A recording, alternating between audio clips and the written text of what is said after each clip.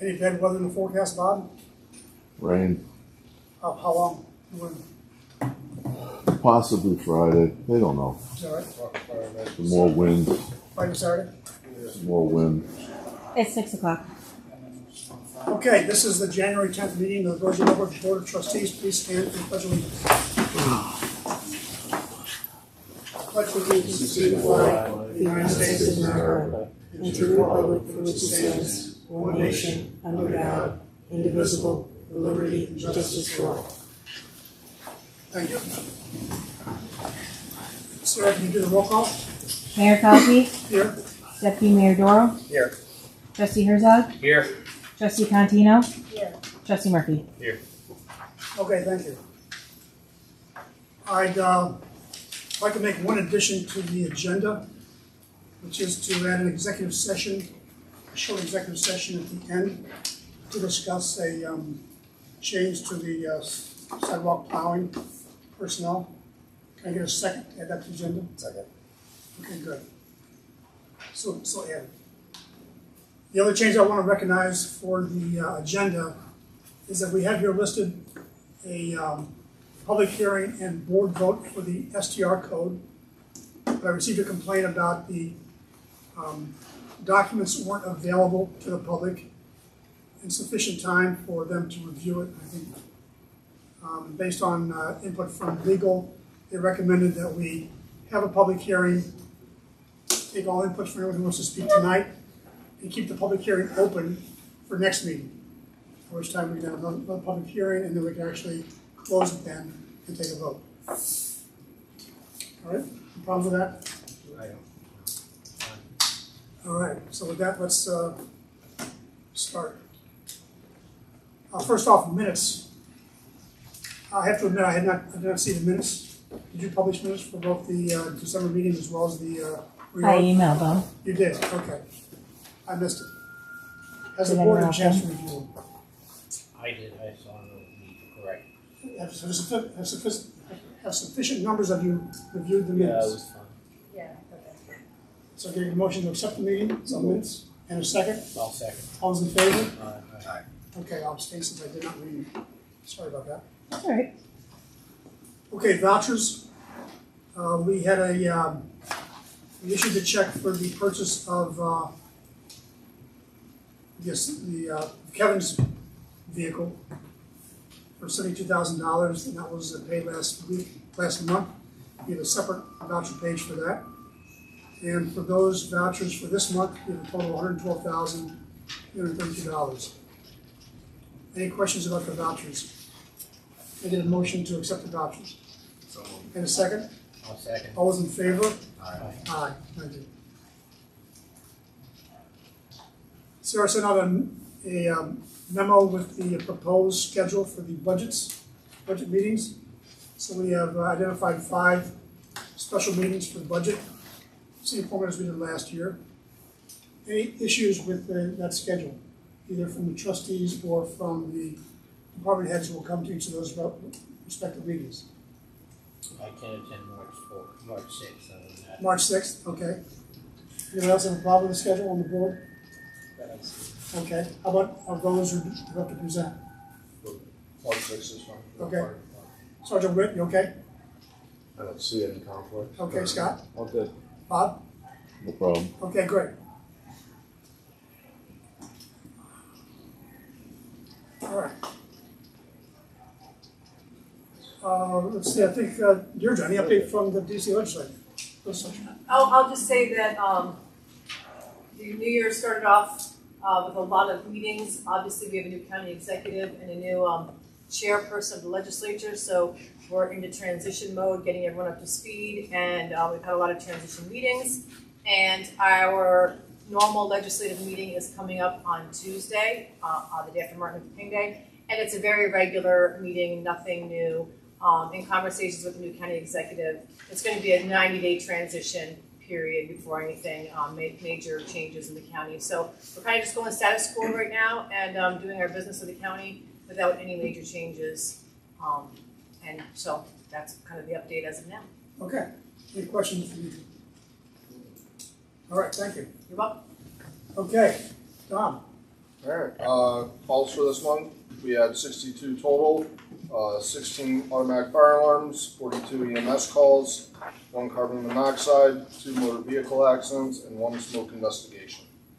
Out of the 42 EMS calls, our ambulance got out for 2 of them, and our members were on scene for 21 of them.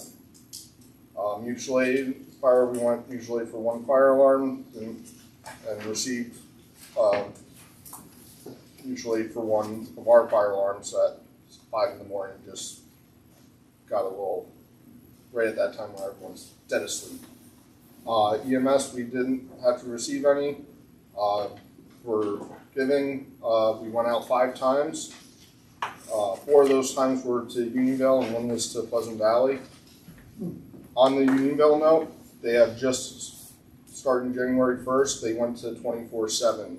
So that call volume will be drastically reduced now from 4 to probably 1 or 2. Which company did they go with? Which company? They stayed with Empress. Empress, okay.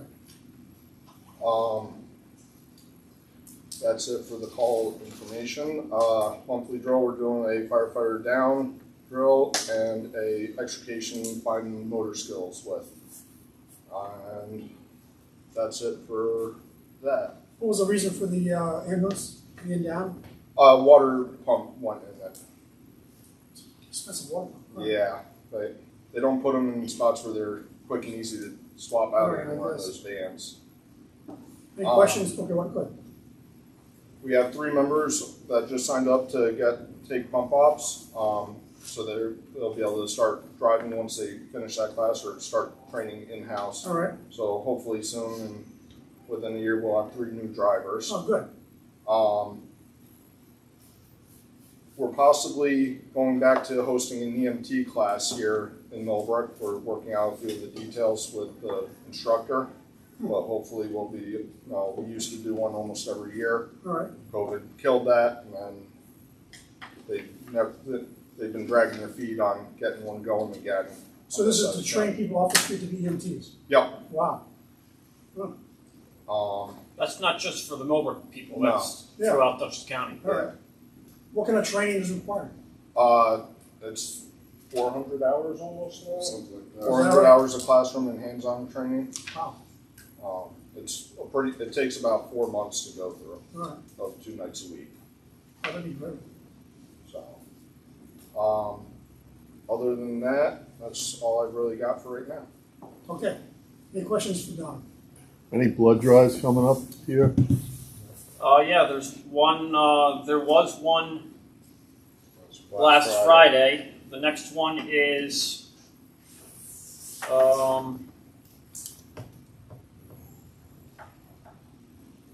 February 13th. All right. Or the 14th. I think it might be the same day as the Valentine's Day. But it's either the 13th or 14th. Could you confirm that? I'd like to put that in the news. It's obviously a big problem now with blood supply nationwide, they're telling us. So that's for the special mention. They have one here once a month. Okay.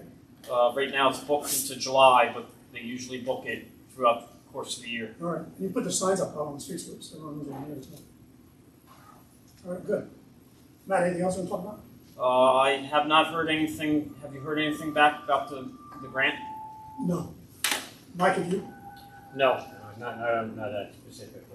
Okay. As far as I know, it's under consideration. They did want some feedback on the part of the grant that was not going to be given to us and we would be responsible for. We have a plan in mind in order to be able to do that, and Tim responded appropriately, so they know that, if we get the grant, that the part that will be taken up by the municipality will be done. Be a discussion between the town and us. Right. And since we have that contractual arrangement. Okay.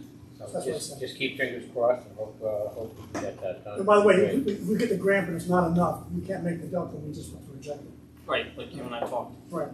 So that's still up in the air. This is the grant to replace the heating and cooling system in the firehouse. All right. Okay, good. Anything else, Matt? Nope. Any questions from that? Kevin, you want to say anything? No? All right. Okay, Sergeant Witt. up there you'll have the numbers for December of last year.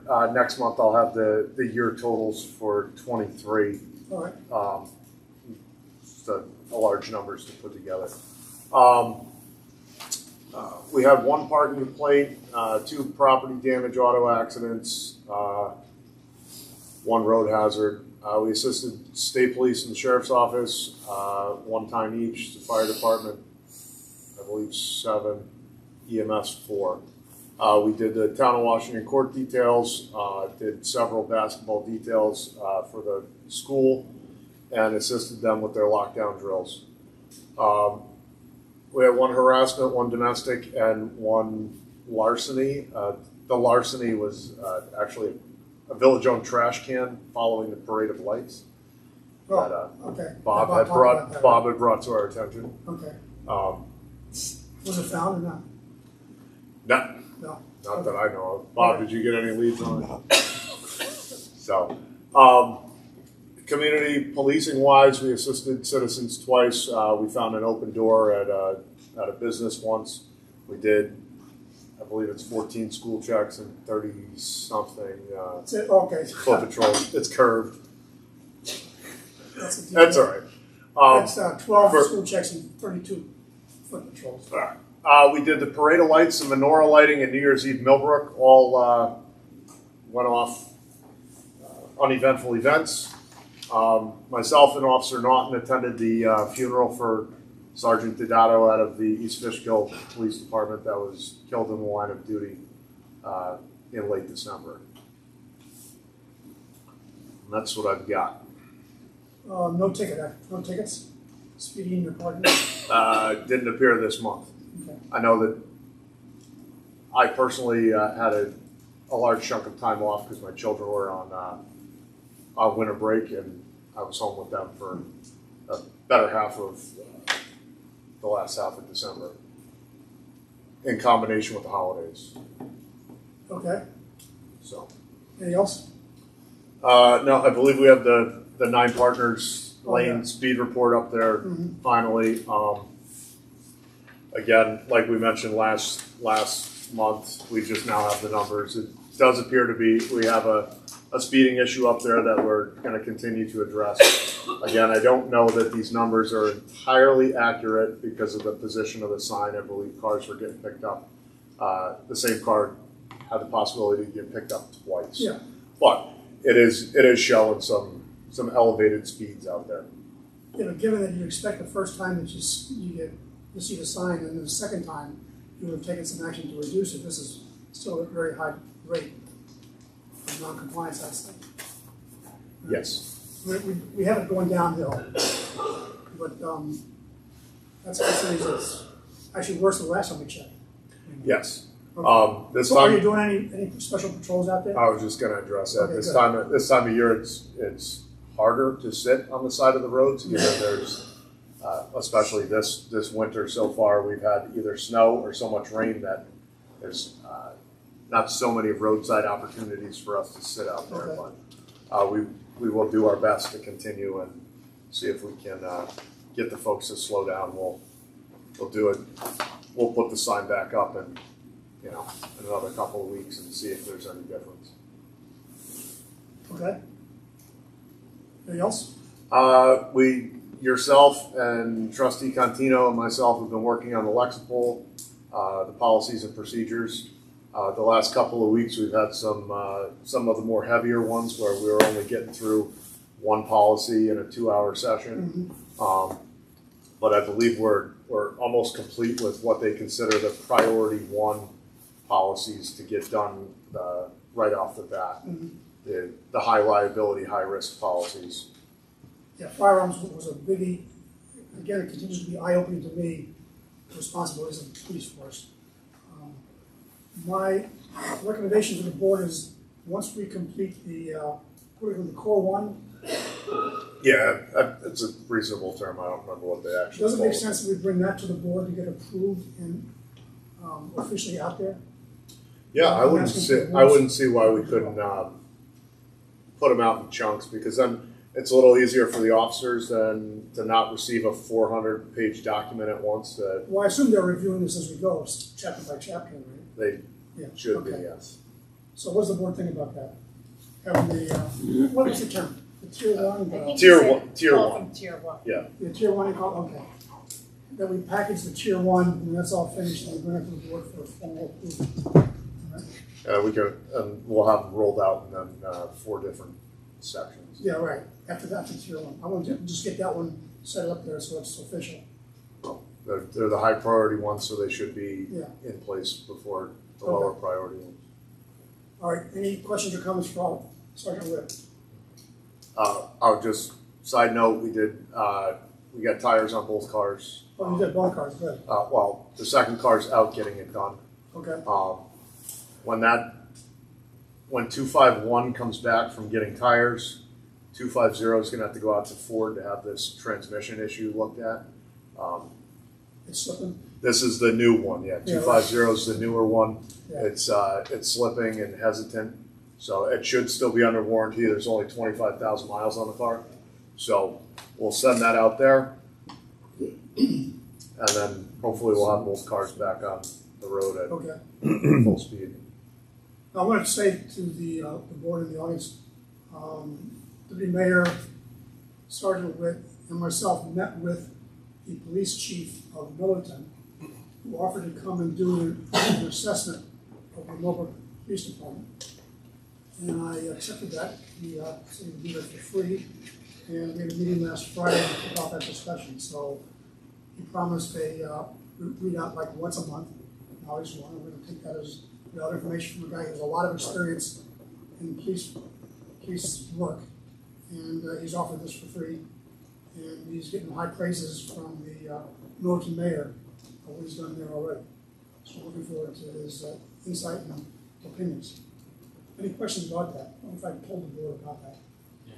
Oh, I have, okay. Any questions from the audience about that? All right, let's move on then. Before we get to Bob's presentation, I just want to say there was a question regarding the gym lease. So for the past 3 years, we have contracted with the town of Washington to make available the gym that's in the back of the village hall for them to use throughout the year for a variety of events. We set the contract up so that we would cover our cost, which is primarily the heating of and the cleaning of the gym. So we weren't looking to make money, we weren't making money, we required we covered our costs.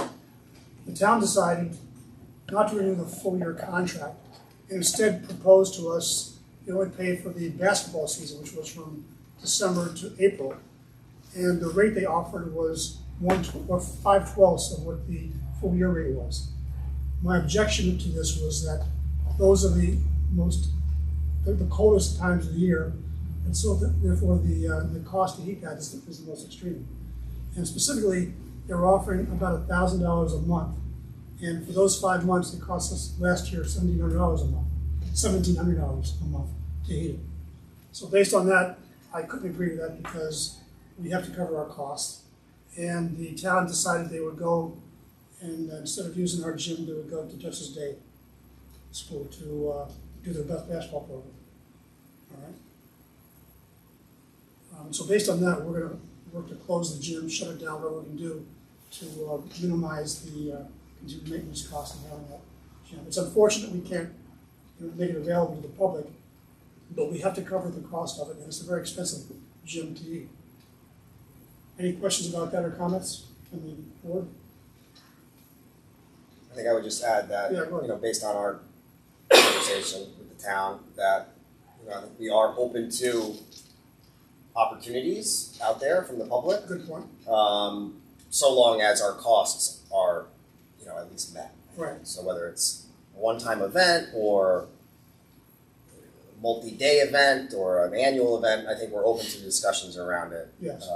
For utilization of the facility. And I've had people question whether it would be available for pickleball, but only under the conditions as you described, which is we're not going to do an hour by hour thing. We're going to give you a block if you're willing to pay for a block and cover the full cost of it. Likewise, I got a call from the company that used to lease it for tutoring basketball. and they'd like to know if that's available. The same question would be posed to them. Are you willing to cover the full cost of heating and cleaning the gym? So yeah, we're open to those kinds of discussions. But it's got to be a full, contractual kind of obligation. We're not going to hire it out for an hour or 4 hours. Just to be clear to the public, our discussions with the town were just that they covered the costs That's right. of the facility. We weren't trying to make any extra money on it. No. It's very expensive to heat, so we were just asking for them to cover that cost. Right. Any questions about that? Okay, we'll move on. Bob. Yes, other than the normal activities that we perform, I guess the biggest thing was the snowstorm over the weekend. It was a 22-hour, 14-inch event, and it's gone now. It was quite a night. Going along with that, I want to thank Matt Hurst, who really bailed us out on the plowing of this and snow blowing of the sidewalks. The original plan we had didn't work out, and he stepped in and really, as you can see, did a nice job with it. I guess that's going to tie into the fact that he has now rejoined the village in doing that job, and that's. Well, we have an executive session tonight to make that official. Okay, so that's for later tonight. Okay.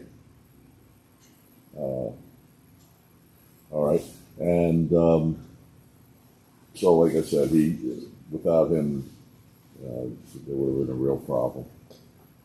Along with that, every other thing, all the decorations and trees are down. We finished taking the trees down today.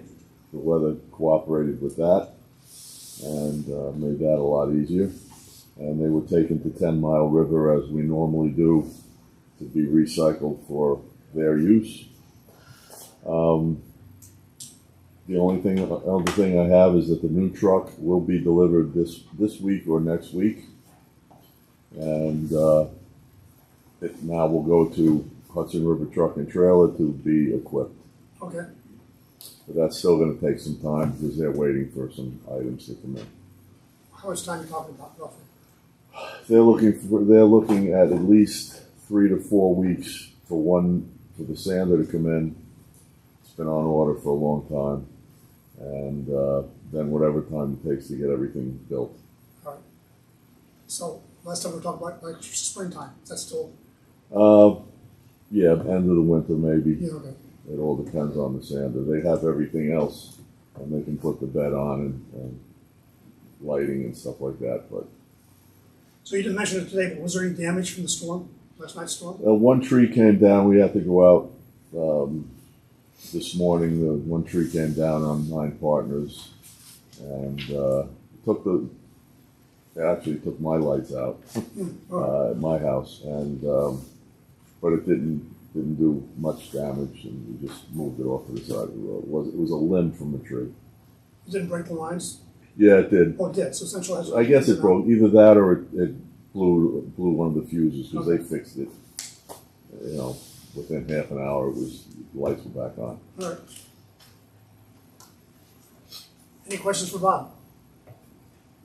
Anybody in the audience have a question? I have a question. Yes. So do you have the full amount of what the truck's gonna be?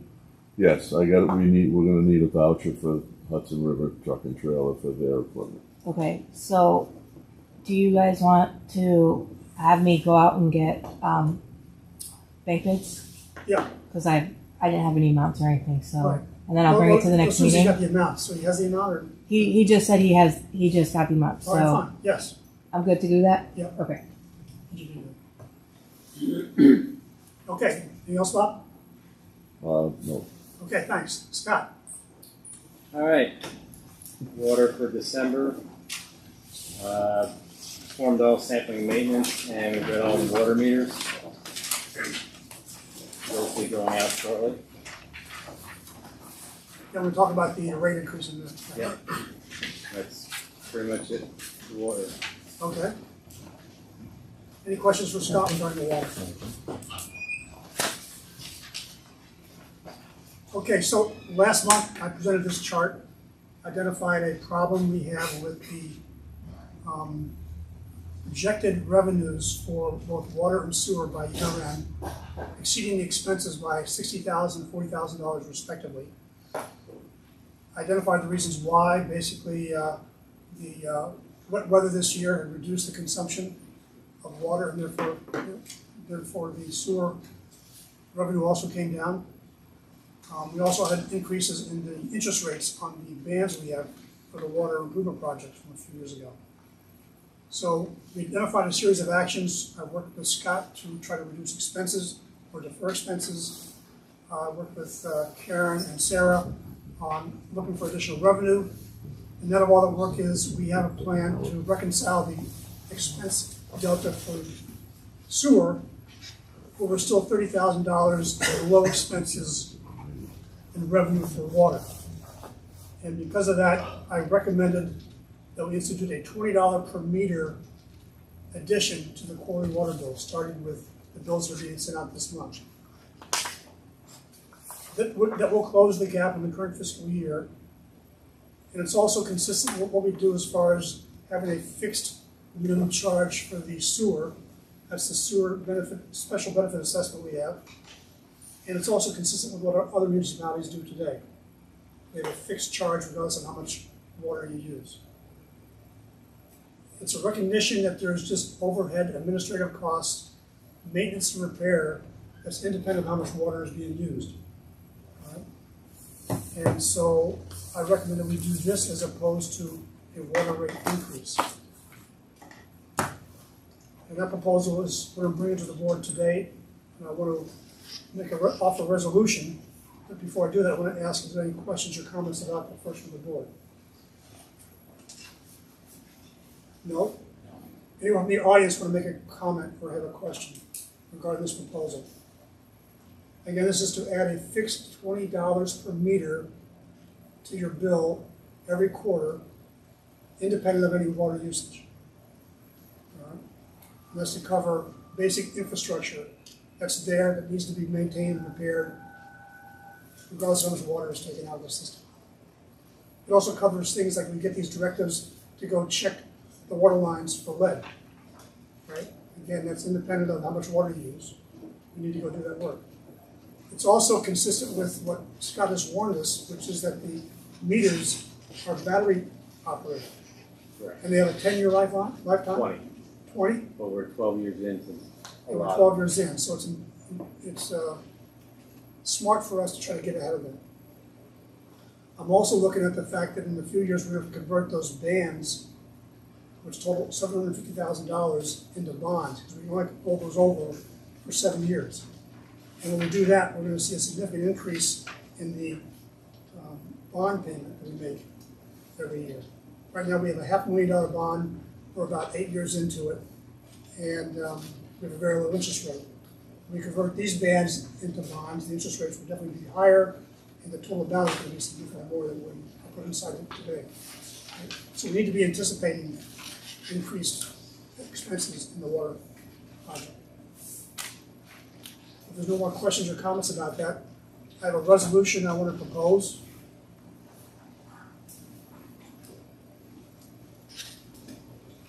It's in the package.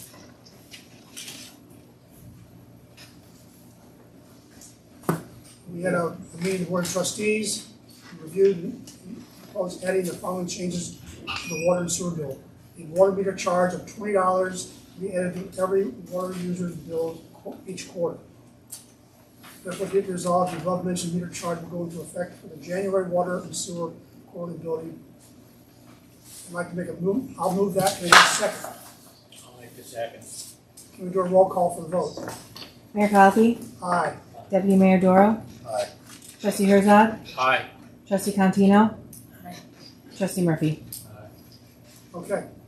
So this will be effective with the bill that they're working on this week. So Scott, if you take that word back to Dawn. We'll do. All right.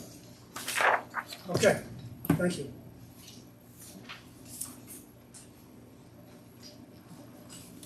Okay, Scott, let's go to sewer.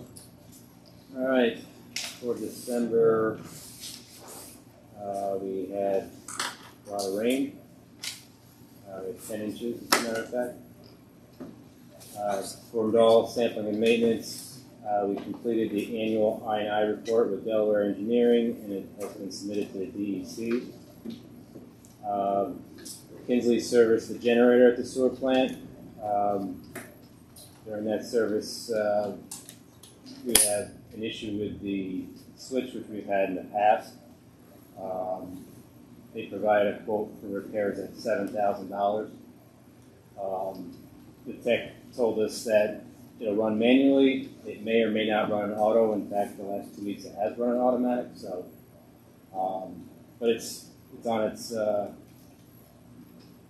last legs, so to speak. That generator dates back to the 80s. So, 1980? well, the 80s. 80, They can't tell me exactly the date, but it's so to repair it's $7,000. Which, with any pending upgrade, it doesn't make sense to me to spend that money. As long as you continue to operate it manual. Correct. And like I said, it did run automatically the last 2 weeks Oh, it did, okay. in its normal cycle. All right. It's something we're going to need to address sooner rather than later. I'm sorry? Is it something we'll need to address sooner rather than later? Yeah. So, Yes, fine. What's the expected time frame, if you ordered it, let's say next month, from to actual delivery? I have no idea. For a generator, about 65 weeks. 65 weeks. So at the very least, we're looking at a year before we actually get it. Year plus.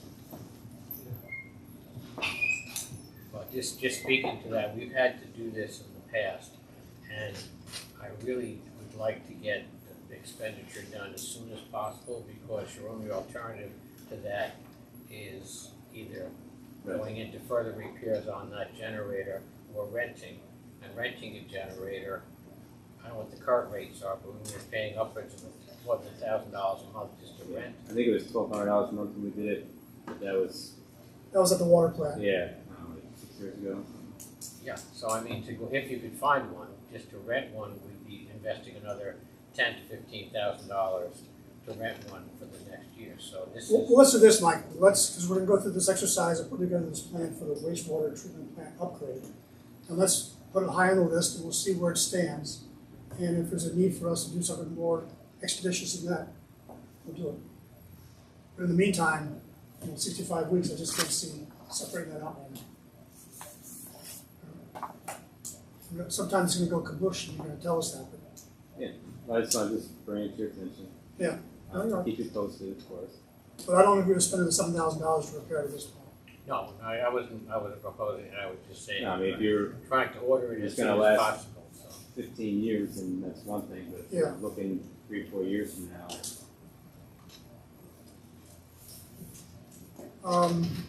You're talking about rain for the year, 74 inches, 29 inches more than last year. yeah, 50% more rain than we had last year. yeah. That's amazing. In fact, I've kept tabs for the since like 2009, but I think that's the second time since, say, 2009 that we've had a year with over 70 inches. Is that right? Usually it's around, I would say, average of 50. Huh. And we're not off to a good start either No. this year. All right, any questions for Scott for the sewer other than that? Scott, that coliform line item is usually NA. What happened in October? Well, October, see, the coliform is, we have to collect April through October when we're disinfecting. So the other times we don't have to collect this, so we don't. So October through March, we don't have to run the chlorine, so we don't have to collect the coliform. As per our permit. It's semi-annual. It's twice Yeah. a year. Well, no, it's Called seasonal. It's seasonal, so starting in April, May, June, July, August, right through October, every month we have to collect one. Got it. But then, fall through winter season, We don't have to. Okay. Thanks. Any other questions? Oh, you want to talk about this Yeah, so water sewage usage?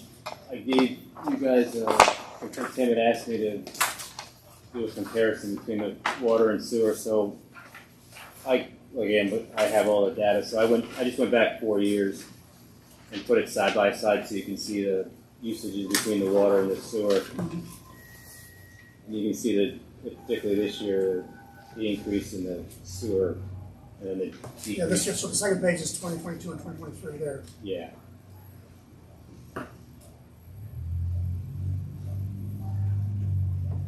And the thing to note here is that, I think these charts, the next chart show this, right? Yeah, it's the sewer flows, yeah. Yeah, these are the sewer flows during a normal time. Yeah, that was, I believe, middle to end of November, Yeah, that's about normal. okay. And then those were our heavy rains in December, and you can see when we get the heavy rains, what happens, and how fast it comes in this spike. So, we have separate storm drains to handle normal rainfall. What this shows is that a lot of water gets dumped into our sewer system when we have a heavy rainfall. Right? Yeah. And the reason is because we think there's a lot of people putting their sump pump output into the sewer system. Illegally, by the way. Correct. It's in the code. It's not allowed as per Right, it's not allowed. It's hard to enforce. Yes. But I would again request people to be sensitive to this, what it does to the sewer plant. Right. The extra flow, you have to treat it. Right. Therefore, you're using extra electric, extra chemicals, and everything else. Plus, when we get it excessive, as per permit, we're allowed to discharge out of our ORF, Yeah, we have to activate the ORF.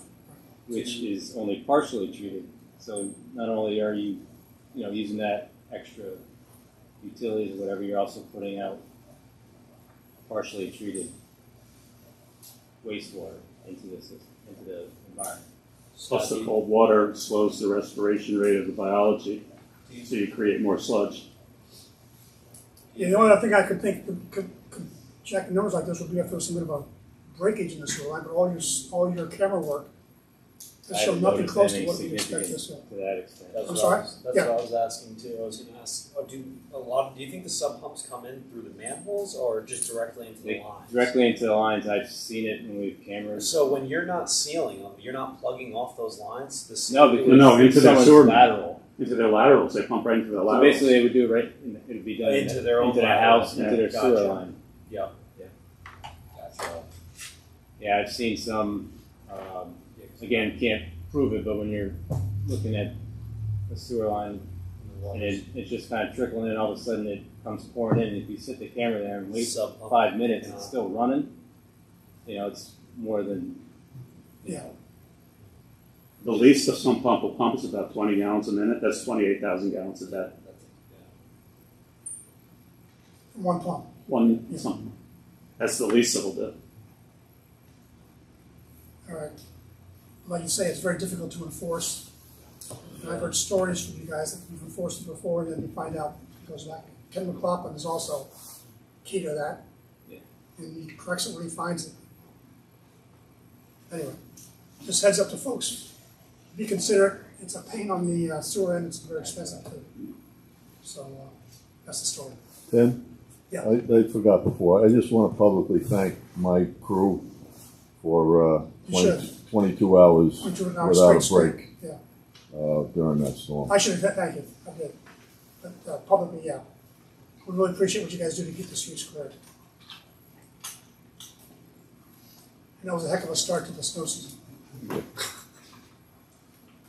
All right, let's talk about this grant we just received. So we've identified a couple of years ago the need to do a serious upgrade to the wastewater treatment plant.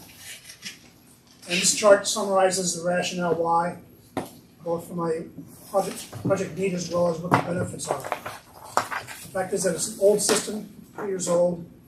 As Scott identified, we're not able to fully treat all the wastewater that reaches the plant. We are out with DEC now. They're looking to upgrade our speedies permit, which they do every 2 years. And actually, I called this month and asked them to get us a first draft, which they promised to meet with us this month. We are suspicious, we suspect they may come with demands that we take actions, such as what we already plan to do for the wastewater treatment plant upgrade. And we'll use that as justification to expedite this process. And Scott's already mentioned to you the problem with the generator. It's in manual mode. On the positive side, if we go and do this, it will improve the reliability and resiliency of the entire system. It will reduce the odor coming out of the plant. It will improve the safety and the working conditions of the operators. It will take care of some sludge disposal issues we're having because it's getting harder and harder to find a place to accept the sludge. And it will improve the water quality as you need out of the system into the creek. Now, the last column is something we've been reporting the past few months. The projected cost is $7.35 million. With Delaware's help, we submitted a request for a grant. We received a water infrastructure improvement grant for 25% of the total cost, as well as it includes a 0% 30-year loan for the remaining 75%. Now, we haven't gone through the official exercise to figure out what that means in terms of your sewer bills, but my back of the envelope estimate says it's going to be a significant increase in rate cost to the tune of about 50%. Right, but I want Karen and Sarah to crank those numbers and make it official. By the way, the other thing we've asked, Bill, is that whether we can get a 40-year loan with 0%. It's been done. Robert's following up with that request It's been done. to EFC to try to spread out the cost. So we'll have a comeback. I think next month we should plan to come back with some official, here's what it would cost to our sewer rates if we did this. So any questions about this? I know the board's been through it before. Any questions from the public regarding what we're trying to do here? Question. Yes. Assuming that we can't solve this sump pump issue, which seemingly we can't for some reason, will our proposed upgrade sort of negate the sump pump issue, or is it still going to be a problem? What it does is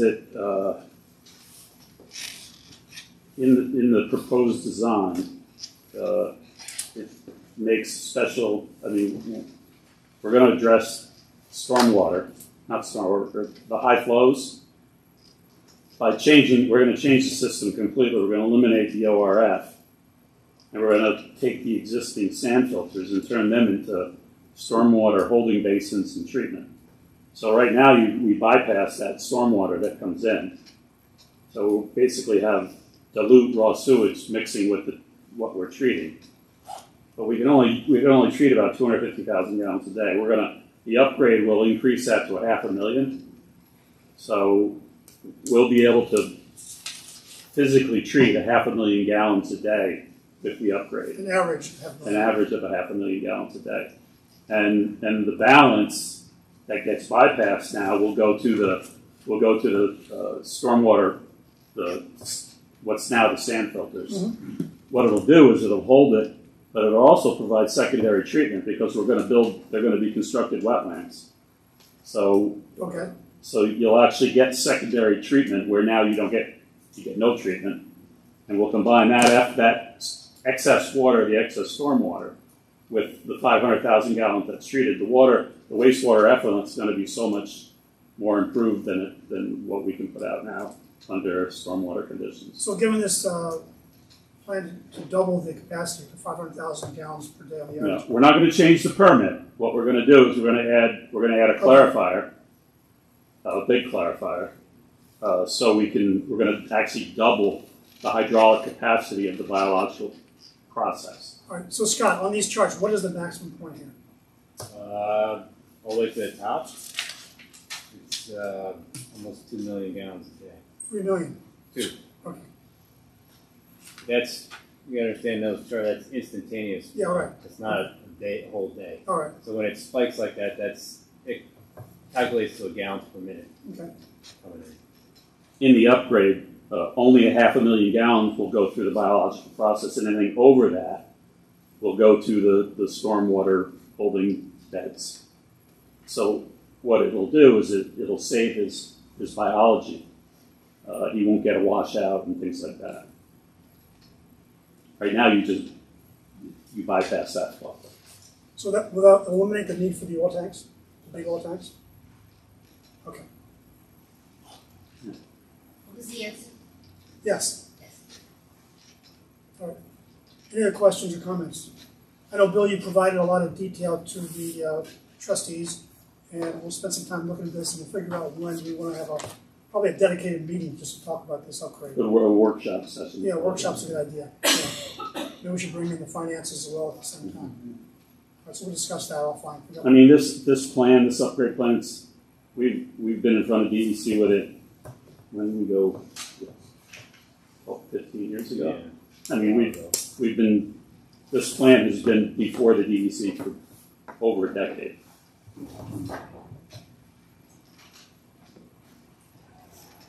If we decide to go forward with this, what's the timeline? When will work start? When do we have to start paying money? You figure about a year for design and approval, and construction. So let's say we get to March 1st, you give us go ahead. So the following March, we might be. I can see that we might be in construction at the end of the summer of 2025. Okay, but I want your engineering costs to be part of this grant as well. Oh yeah, definitely. Right? So we will start paying starting with March, but at a much lower rate. Well, what they do is during construction, whatever you spend is financed by EFC, no interest. So in addition to the grant, you got a zero interest loan. So whatever costs are above what the grant is, that's at zero interest. I just did a quick. That's close to a $7 million savings with the grant and over the time frame. Over the time. Yeah. So you never. I don't think you're ever going to get a chance like they're giving you right now. Well, as I told Robert, they've incentivized you to do this. But as I told Robert, I still want you guys to apply for the WIIA grant this fall. Yeah. I want to get that as well, if possible. All right. And there's still other opportunities as we assuming we move forward for other grants as we're. That's the WQIP is the there's other grant opportunities. Yes. Understand that we're in competition with every little town in New York State that has a bad treatment plant. But quite frankly, most of them don't apply for these grants. Okay. All right. So based on this discussion, what I want is to get the approval from the board to sign off the acceptance letter. So now, let's be clear here. They have issued us a grant for 25% of the cost, which totals $1.837 million. This acceptance will allow us to get the process going. As Robert told me, if we find 6 months from now we're down trying to put pen to paper and get things to work out, we decide we can't afford to do it or whatever, we can back up.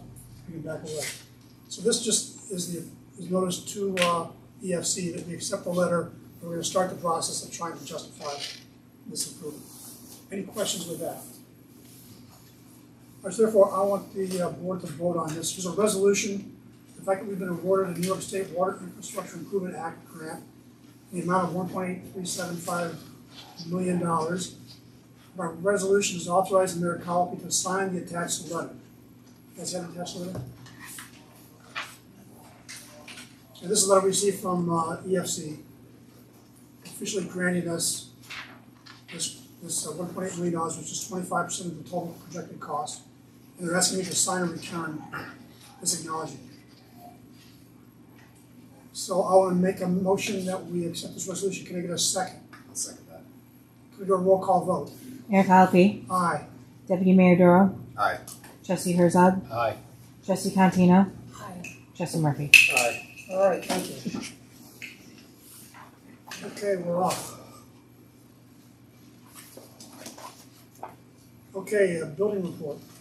Hang on. All right. Firstly, Happy New Year. And so for the month of December, we issued 4 building permits, 2 certificate of occupancies, 2 certificate of compliances, and 4 municipal searches for a total of $995. We have implemented the new fee schedule that was approved at the reorg meeting. Ken will have his annual report. He's going to start working on that he has to give to the state. We sent a referral to the planning board concerning a subdivision on 9 partners. And the public hearing for Bennett Park was supposed to be on Monday, had been postponed. Any question about the building report? Okay. All right, so this next one is just kind of like a year-end report, and I did a comparison between 22 and 23. So I guess the most notable thing is we had 67 permits issued in 22 and 78 in 23. And then we collected $19,735, and this is calendar year for 22, and then 23 was $19,779. So I don't know if you have any other questions for that, but I made like a little key and all the numbers. So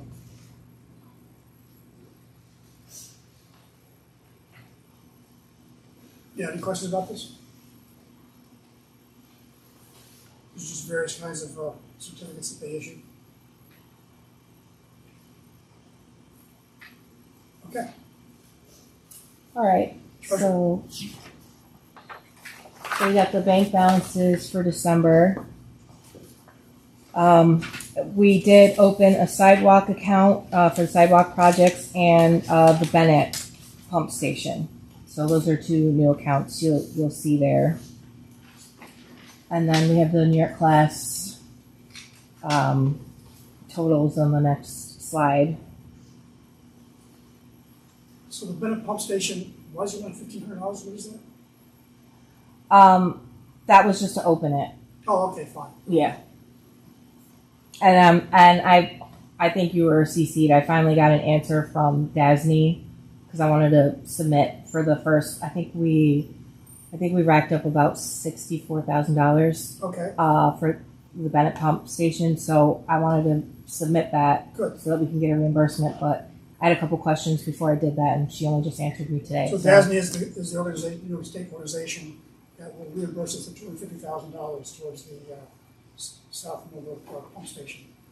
Right. Yeah. All right.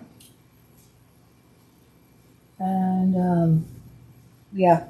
So these are the totals for our New York class, and then you can see the interests at the next one for what we collected for Bank of Millbrook and New York class. Yeah, by the way, it was pretty impressive how quickly the county came back with their reimbursement of the sidewalk expenditure. Yeah. They kept 10% in order for us to complete the project. Right. Just like we kept some percent from the contractor. Right. The same thing. Right. Anyway, it was very impressive how quickly they came through with the money. That's true. Yeah. So for this last month, I prepped for the reorg meeting, and like Tim just said, submitted the reimbursement for the county for the sidewalks, working on the DASNY submission. And then with our COVID money that we got from FEMA, I'm starting to gather up proposals to help with our meeting setup. So it's a little more higher quality and better for the public. Yeah, work on the audio. The audio, What yep. goes on YouTube, as well as the projection, right? We're going to get a bigger screen and a better projector, Yes, so people can actually see what's on the chart. yes. That's in the works. Good. So I had one meeting, one consultation so far. I think I have another one next Friday, and the third person hasn't gotten back to me yet. All right. Any questions about that? Any questions from the audience? No? All right, next item is the public hearing for the short-term rental code. Now, as I said at the meeting, at the start of the meeting, given a complaint that there wasn't enough time to look at the full documentation, what we agreed to do was open the public hearing, take all comments from everyone in the audience today who wants to speak so, and hold the public meeting open until next month, so that anyone else who wants to have time to look at the documentation can come next month and speak in the public hearing. So again, the public hearing will be open now. We'll keep it open until next month. We'll take the vote at the end of next month's closure of the public hearing. With that, Bob, how do we proceed with this? Well, you can open the public hearing now. So it's just, we don't need to go through any of the documentation, Just just open receive the public comments hearing? from the public and whatever comments there may be tonight, and then vote to adjourn the public hearing to the next meeting. Okay. All right, so I'll make a motion that we open the public hearing for Second. the STR. All those in favor? Aye. Aye. Any opposed? Okay, the public hearing is open. If anyone wants to speak regarding the short-term rental law.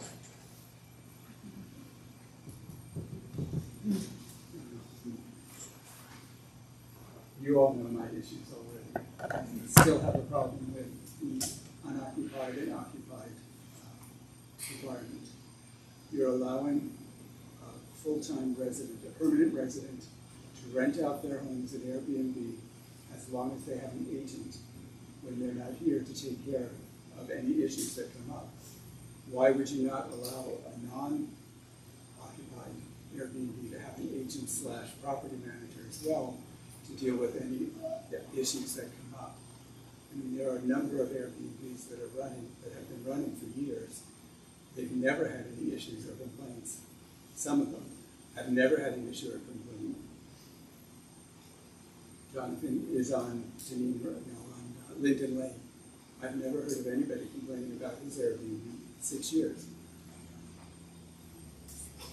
And if you can't let that happen, I think that you should grandfather these people in who have been running this business for years. I know you're giving them 2 years to still operate, but there's no difference between an occupied owner not being there and having an agent and an unoccupied owner having an agent when they're not there as well. I think there is. I think there's a difference. Person whose Yeah, primary residence is there, I mean, that's their home. And we're trying to balance the needs of those who are short-term rental operators from the neighbors. And we've heard input from both. We decided this was the best middle ground to be at. These Airbnb owners, it's their home as well. That is Jonathan's home. Lori Seppi, that is her family's home. I mean, there is no reason why she should not be able to do that so that she can hold on to her house.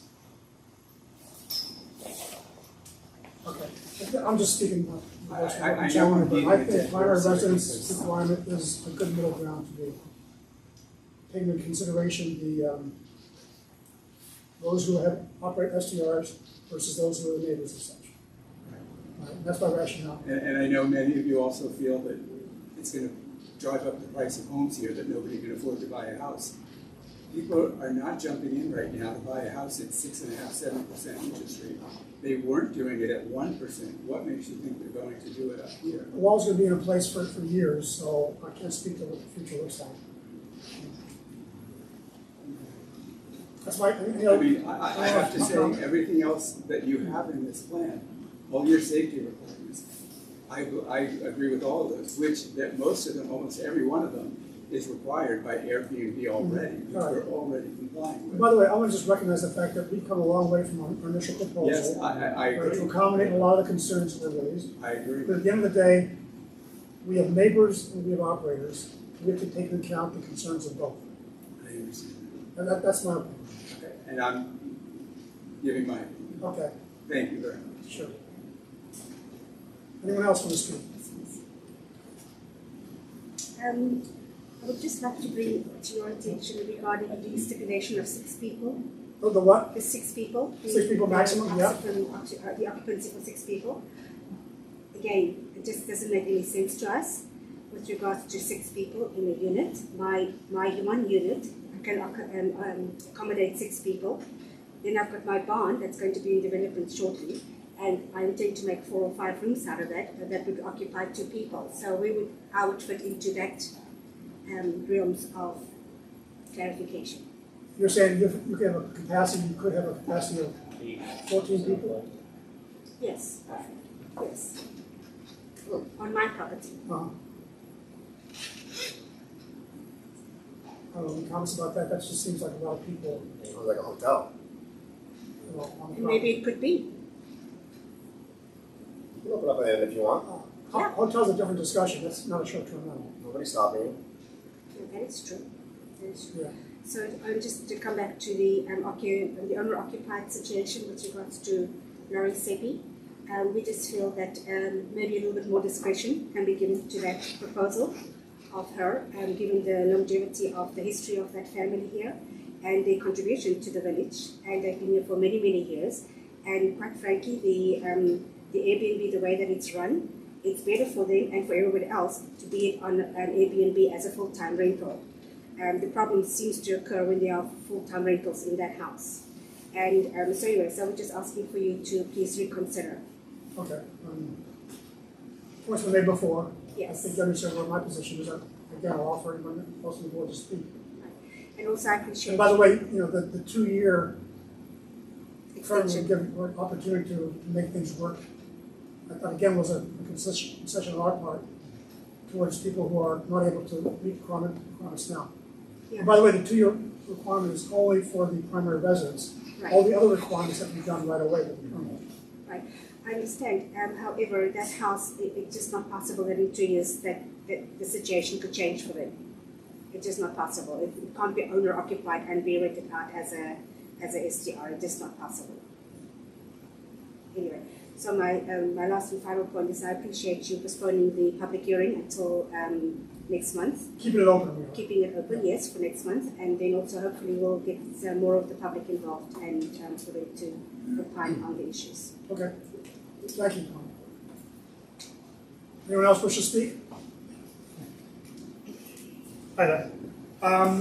I remember, I think it was back in July or August. I'm sorry, can I get your name again? I'm Jonathan Edwards. Oh, Jonathan, that's right. Yeah. Okay, fine. Good evening. Hi there. Yes. Okay.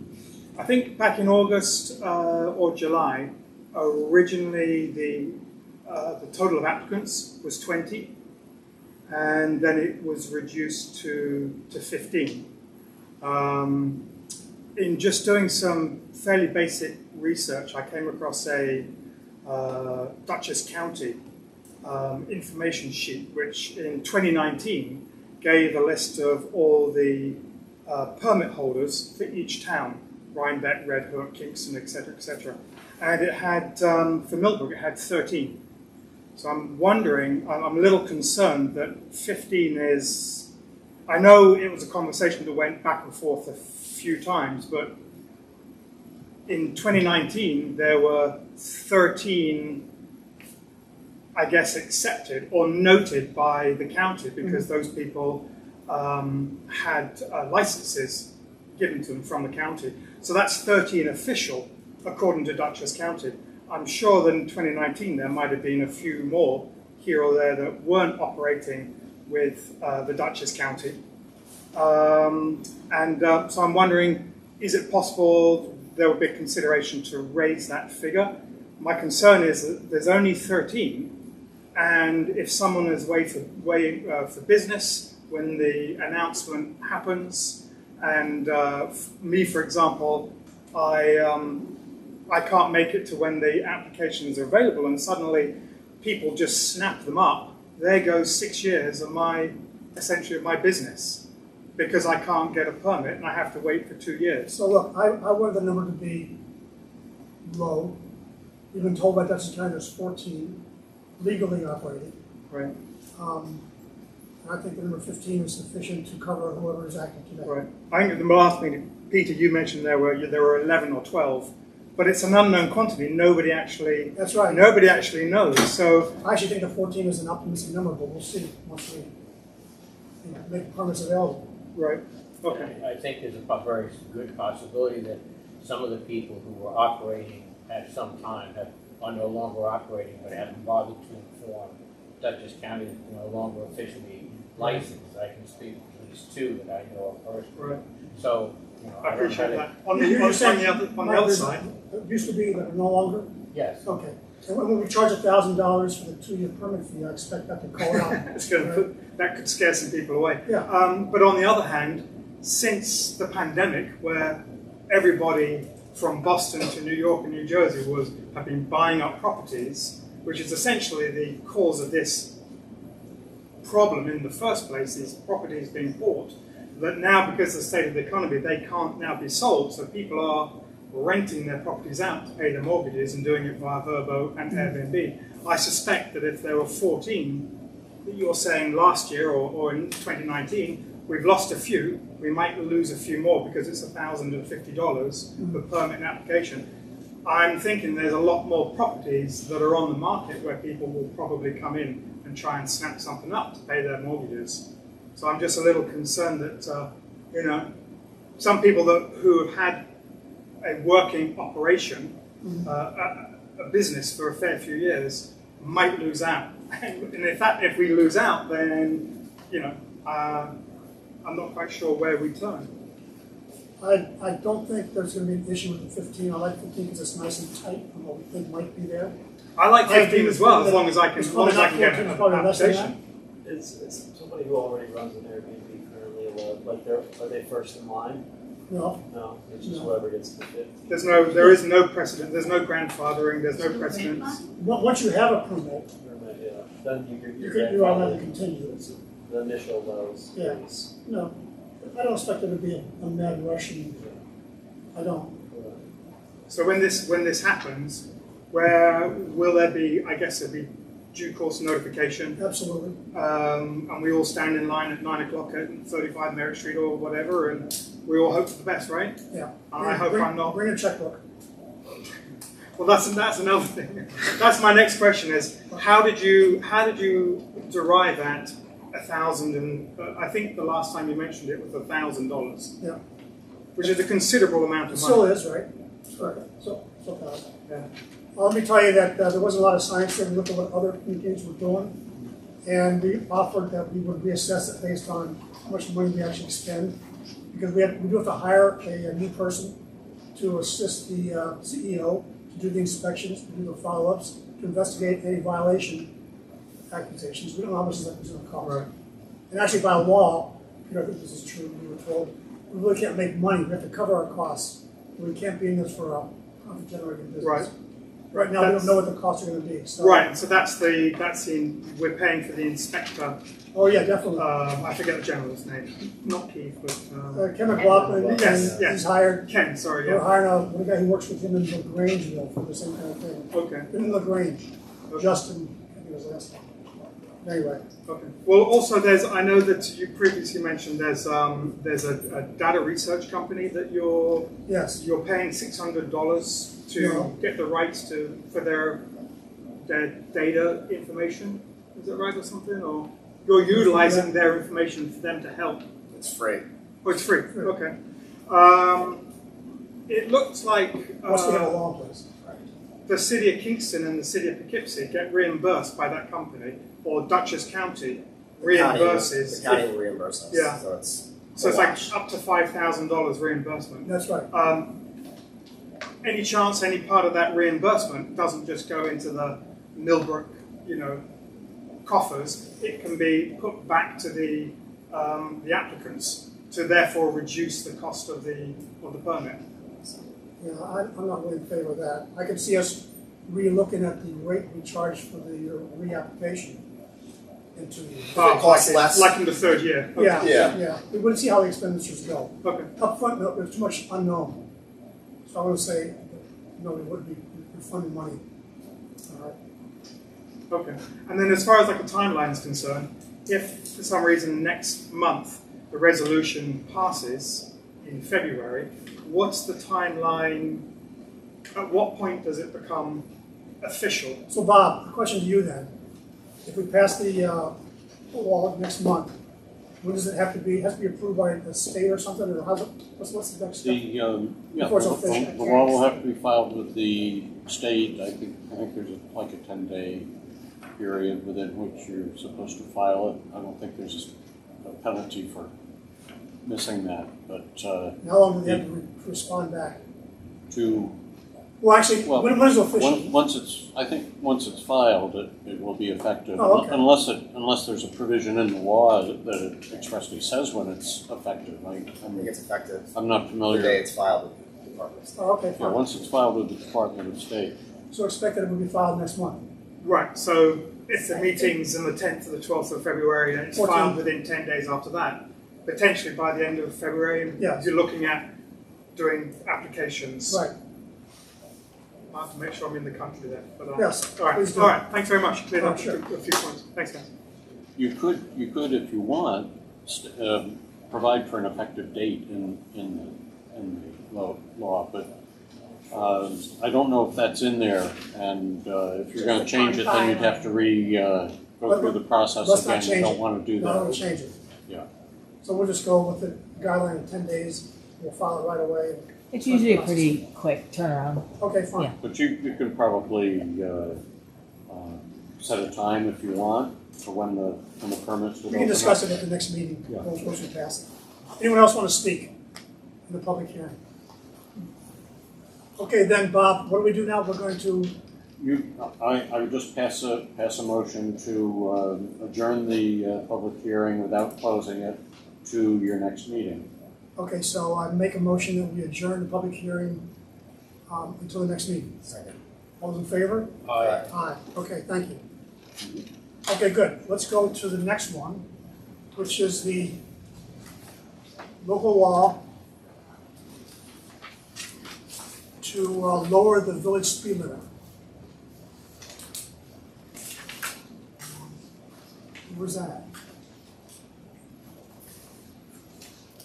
Oh, this is the secret. With this, you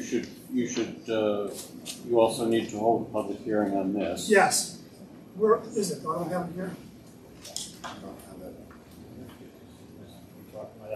Oh, yeah. Excuse me, Mr. Mayor. I have a quick question. Yes. The copies of the proposal is ready at the office for collection tomorrow morning. Say again? The copies for the proposals is ready for collection tomorrow morning. Yeah, she wants a The one that's copy on of. the table? Yes, can I take these? Yeah, yeah, Oh, go ahead. yeah, okay. Yeah. Oh, she has If some we copies need of more. it. Yeah. And if we need more, can we come to the office? Will they be ready? Yeah, they're also posted on our website too. Yeah, but a lot of people can't download and No, it's fine. Right. Yeah. To read on the social media. So if I prefer to have it in writing. Yep. Okay, is the resolution in the package? Right here. It is. Okay, good. Let me pull it up. All right, so this is a local law to reduce the village speed limit, the maximum village speed limit, everywhere except Franklin Avenue, which is a state road. And I still have a request in front of them to reduce Franklin Avenue in the business district to 25. But in lieu of that, this only affects other roads in the village. Okay, so Bob, the same thing, I want to just open the public hearing. I'll make a motion, we open the public hearing for input regarding the resolution to reduce the maximum village speed limit to 25 miles an hour. Can you give a second? Second. All those in favor? Aye. Okay, the public hearing is open. Anyone want to make a comment regarding the proposed local law to reduce the maximum speed limit to 25 miles an hour outside the Franklin Avenue? Yes, Tony? Oh, okay, fine, okay. No comments? Okay, I'll make a motion, we close the public hearing. Second. All those in favor? Aye. Aye. Okay, now what do we do, Bob? All right, so we first have to go through the secret process.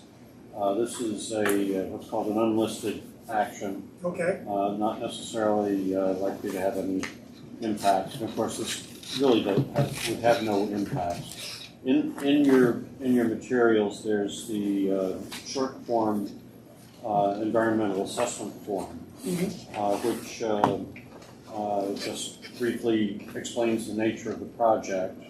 Most of the answers to the questions are blank because there's no construction project or any It's just a change type 1 action. authorized. All right. Mr. Mayor, you'll sign the part 1. Yeah, you got that copy for your sign? Excuse me? You have a copy for your sign, or can I just sign this one? You could sign that one. Okay, that would be fine, and Sarah should retain it. In part 2, you review these various areas that are numbered 1 through 11 regarding whether there are any particular environmental impacts to various areas, and we have pre-checked them to say no impacts or if anything minimal. Okay. Which would certainly be expected with this, and so the first thing you need to do is to take a vote that you find no substantial environmental impacts. That's called a negative declaration. And all right, let's do that. So Sarah, can you do a roll call? Wait, first up, I have to offer the motion? Yeah. So I'll make a motion that we accept this seeker. Can you get a second? I'll second. Okay, yeah, roll call. and Yeah, what? go right ahead. Mayor Collopy, Aye. Deputy Mayor Doro, Aye. Trustee Herzog, Aye. Trustee Contino, Aye. Trustee Murphy. And that's Okay. the resolution that's at the top of your package.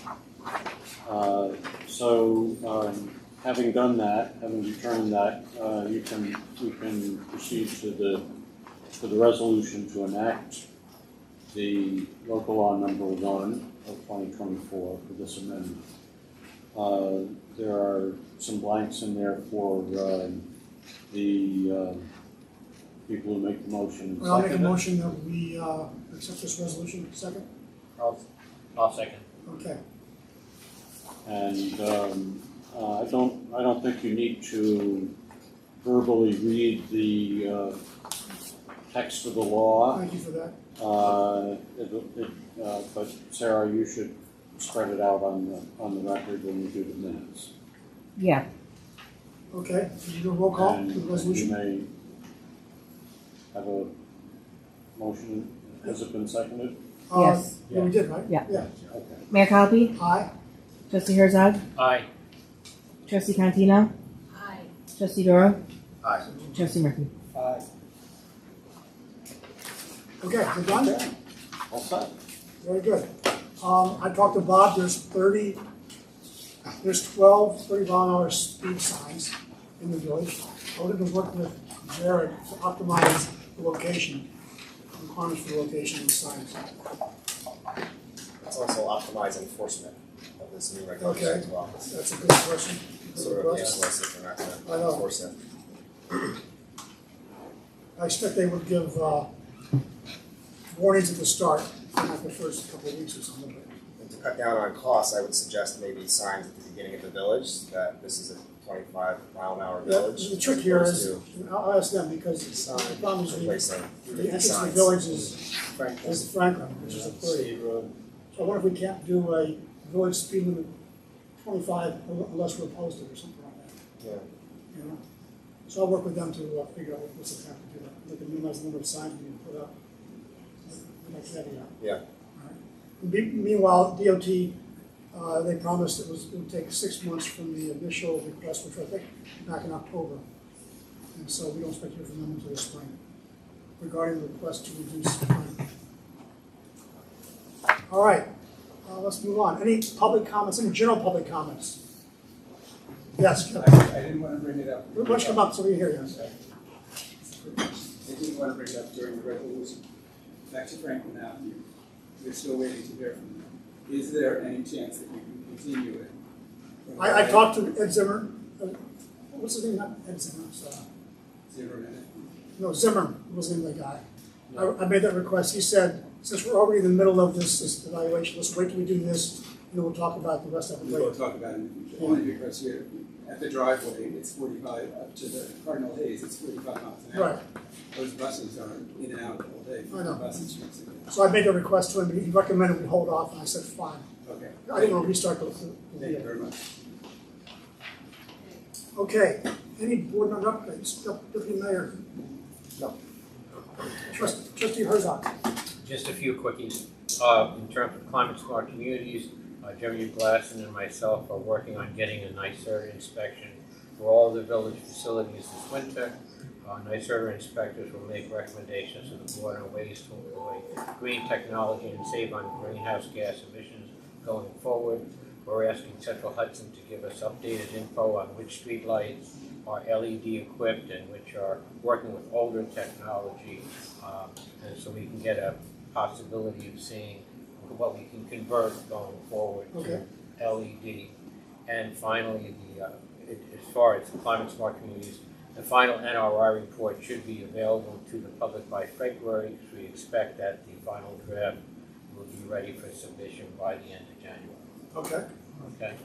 Secondly, Shade Tree Commission, I'm trying to schedule a meeting for next week, or at the very latest the following week, for a Shade Tree Commission meeting. The agenda should include tree inspections for the shade tree members coming up, discussion of the Arbor Day plans in April, and soliciting bids for tree plantings for next spring. And then finally, a reminder to the visitors on the south side of Franklin Avenue to please use the sand materials given out by the village in place of salt to preserve the condition of the new sidewalks, so that going forward we make sure that the hard work by some company, stays there and doesn't get compromised by using salt on the sidewalks for the next year.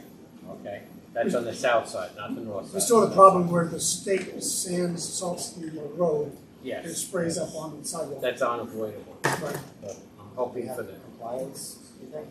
Yes.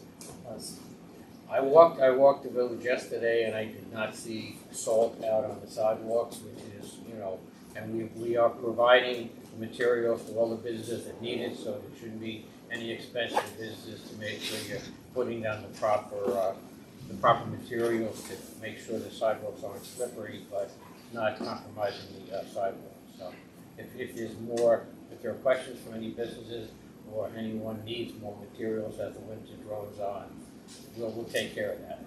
So just make sure you let us know. All right. That's it for me. Thanks, Mike. By the way, the Shade Tree Commission, you can look at the 25-foot requirement. Yes. What's Yes. What is a village tree? Yeah. Okay. I'll add that to. Thank you. All right, good. Pat? Nothing on good. Well, you got the steps done. Yep. Right. You're all set. Take it down for that. Very well. Yeah, good look good. Congratulations. All right, Vicki? I have nothing new. Do we need to get signs in the village to designate the EV stations being on Reservoir? I thought you might ask about that. I have to double check if they're actually going to do anything. Okay. If it's a value, it wouldn't be a big deal for us to go and buy some of our own. You can see it on Google Maps. Oh, it's on Yeah. Google Maps, all right. Oh, yeah, there's, Well, I'm sure that in the you have an EV cars EV, they have. you will see it. All right, so is there a need for that? I don't know. I think a lot of the other municipalities have it as an advertisement. Mm-hmm. Because if you're not looking and you live here, Yeah, it's good to know. all right. But, and they're not expensive, I think Yeah, I you know. should just do it. All right, good, let's do it. Okay. All right, good. It's like two signs, one for, Yeah, coming on each 2 side. entrances I see. to the bill, yeah. Yeah, all right, good. All right. The next board meeting is Valentine's Day, it says here. So I don't know if there's a problem, we'll talk about that later. It's the best day for me, actually. All right, you come and coffee cup. I'll come to the board meeting by myself. All right, so I want to go to executive session, so I make a motion that we adjourn the regular meeting. Can I get a second? Second. All's in favor? Aye. Well, you're just okay. making a motion to go into executive, Oh, I'm sorry, okay. and then you'll adjourn I'll make a after. motion to go into executive session. Second. All's in favor? Aye. All right. So just for the public to know that we're going to have a short executive session. We'll come back and we'll close the meeting. Bob, you don't need to stick around. Okay. Thanks for coming. Thank you. Can we go over there? There's no. Is there a table back there? We probably stand. Let us just stand. Stand over. Can we turn the lights on over there? Just stand over the bottom.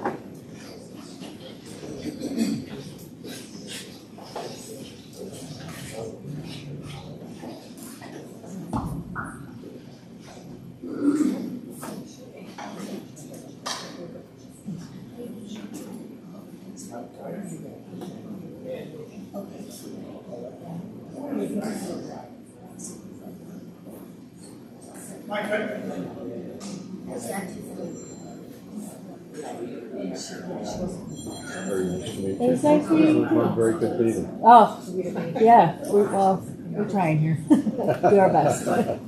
And we thank Ian. He does a really good job too. Ian does a really good job Yes, he does. helping us truck along. So I'm town attorney over in Stanford, and he is he's our right-hand person over there too. oh, I bet. Yeah. I bet. Helps Yeah. out a lot. Yeah. Well, thank you very much. Have a safe trip home.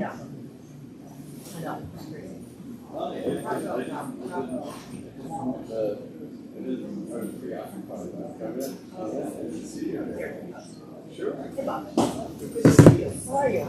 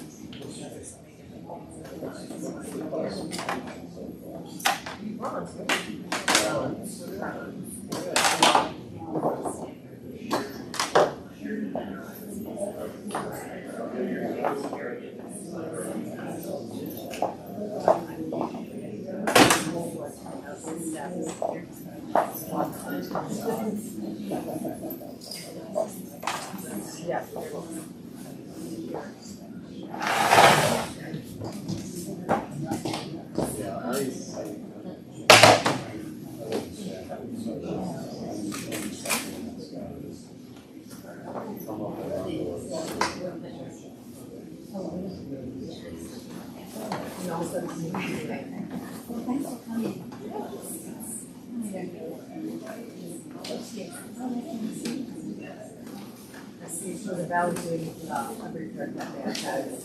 was gonna stop by. Yeah.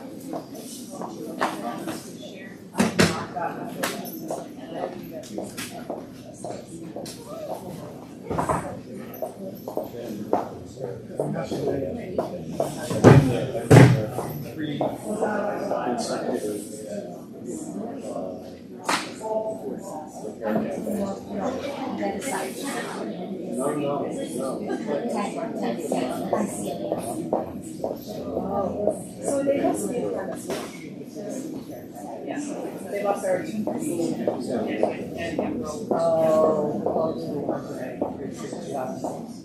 first step.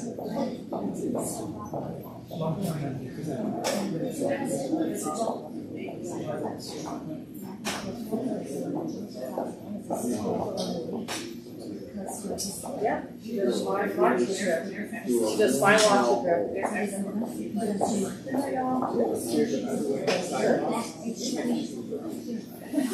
Mine? My part, my life's part. I walked in the street. What do you have an instrument?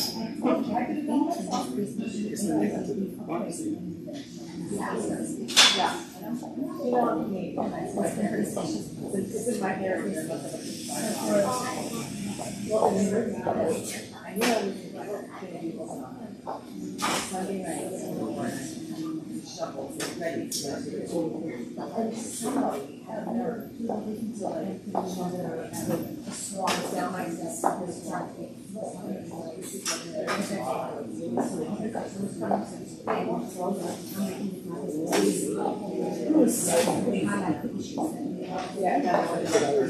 Yeah, thank you. Yesterday morning I was up there.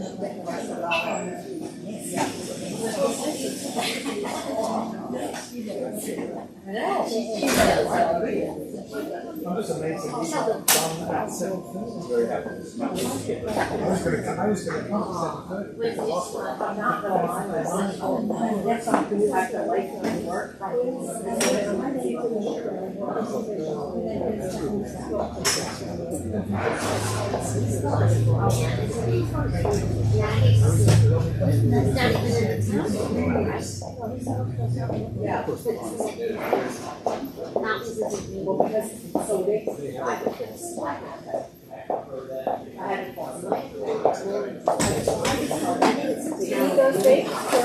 Oh, thank you. Sure, that'd be great, thank you. I appreciate it, thanks. No, I'm just kind of spreading it out, yeah. Thank you. You're welcome. Yep, have a good one. Take care. Bye. Hey, sir. Hi. Good one. You too. Happy New Year.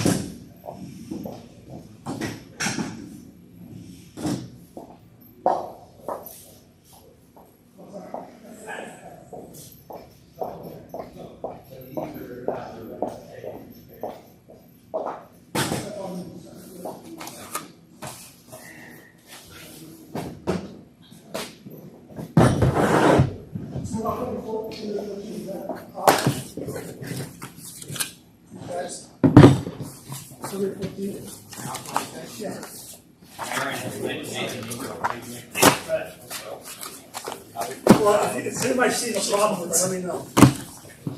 When she says how's the meeting go, I say, well, they just destroyed the plans for Valentine's. All right, so Sarah, what do we do now? All right, you're gonna exit executive. All right, so I make a motion, we exit the executive session. Second. All those in favor? Aye. Okay.